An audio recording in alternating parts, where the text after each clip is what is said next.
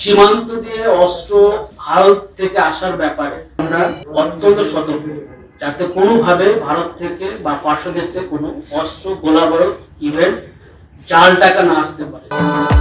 ভবিষ্যৎ হোক নিরাপদ, বিনিয়োগ হোক বিশ্বস্ত, আর আমার পছন্দ সল্ট বে। ওয়েলকাম টু সল্ট বে।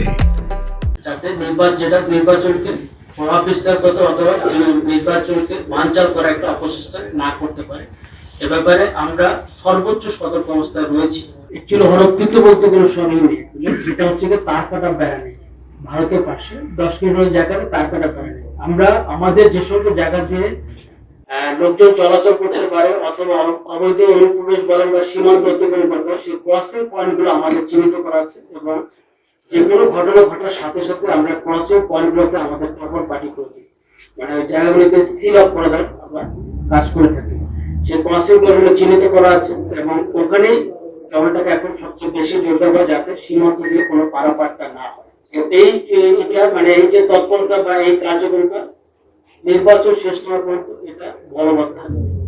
এবং এছাড়াও এর বাইরে সীমান্ত তার যে গেটগুলি রয়েছে, ভারতের যে বিএসএফ এর যে গেটগুলি রয়েছে, সেই গেটগুলিতে আলাদা আমাদের নজর রয়েছে, যাতে গেট দিয়ে কোনো ধরনের কোনো অপতৎপরতা না হতে পারে। সর্বোচ্চ সতর্ক অবস্থা রয়েছে এবং আপনারা দেখেছেন গত মে মাসে সর্বশেষ পুশিনে হয়েছে, তারপরে কিন্তু একটা পুশিনে হয়নি। আমরা বিএসএফ সাথে ওইভাবে কিন্তু কোঅর্ডিনেশন করেছি।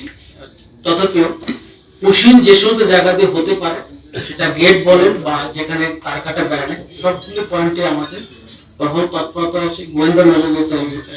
আগের চেয়ে অনেক বৃদ্ধি পাচ্ছে যাতে পুশিন কোনোভাবে না হতে পারে, এ ব্যাপারে আমরা সর্বোচ্চ সতর্ক অবস্থা নিয়েছি।